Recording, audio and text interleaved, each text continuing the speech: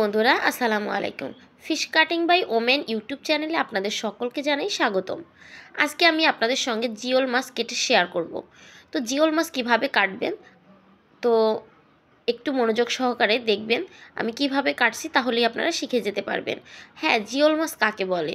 জিওল মাছ হচ্ছে সেই সকল মাছ, যেই সকল মাছ নদী বা পুকুর থেকে তোলার পরেও অনেক দিন পর্যন্ত আমরা বালতিতে বা কোনো কিছুতে করে যখন হচ্ছে পানির মধ্যে দিয়ে হচ্ছে জিয়ে রাখা যায়, যাকে মানে অনেক দিন পর্যন্ত যেটা জ্যান্ত থাকে, সোজা কথায় তাকে হচ্ছে, বা অনেক সময় ধরে জ্যান্ত থাকে যে মাছগুলো, তাকে বলা হয় জিওল মাছ।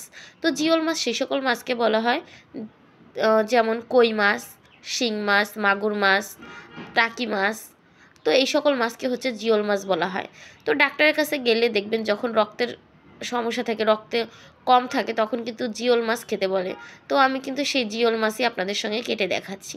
তো এইটাকে আমরা প্রথমে লবণ দিয়ে, কিন্তু যেহেতু তো অনেকগুলো মাছ ছিল, আর এটাকে প্রথমে একটু লবণ দিয়ে মারবেন। যখন বাজার থেকে কিনে এনে যখনই সঙ্গে সঙ্গে কাটতে যাবেন, একটা টিপস বলতেছি, সেটা হচ্ছে আনার পরে হচ্ছে যখন দেখবেন যে পানি দিয়ে যদি যেও না থাকে, পানি ফেলে দিয়ে এটার ভিতরে কিছুক্ষণ লবণ দিয়ে ঢেকে রাখবেন। তো এটা অটোমেটিকলি মরে যাবে। দেখুন সবগুলো কিন্তু মরে গেছে।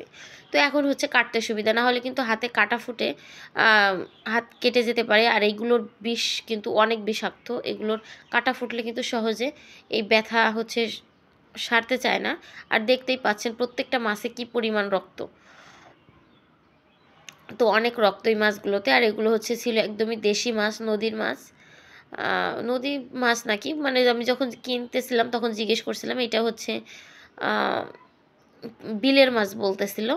তো মাছগুলো হচ্ছে, মাছের শুধু মাথার এই মুখটাই একটু কাটতে কষ্ট, দেখতেই পেলেন। আর বাকিটা কিন্তু একদম সহজ। আর এই মাছ হচ্ছে এভাবে হচ্ছে আস্ত রেখে দিব, কারণ এটা কি হচ্ছে ভালো করে হচ্ছে ডুমুরের পাতা, অথবা যদি ডুমুরের পাতা কাছে না থাকে, আপনার স্টিলের ঝামা একটা মানে বানিয়ে নিতে পারেন, যেটা দিয়ে এই মাছগুলোই শুধু জাস্ট পরিষ্কার করবেন।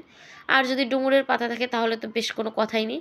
তো সেইটার সঙ্গে, বা পাটার পিছনে, পাটা আছে না, সেই পাটার পিছনে হচ্ছে মশলা বাটার যে পাটা, শিলপাটা, তো সেই শিলপাটার পিছনের অংশ এটা কিন্তু ঘষে ঘষে পরিষ্কার করে নিতে পারেন।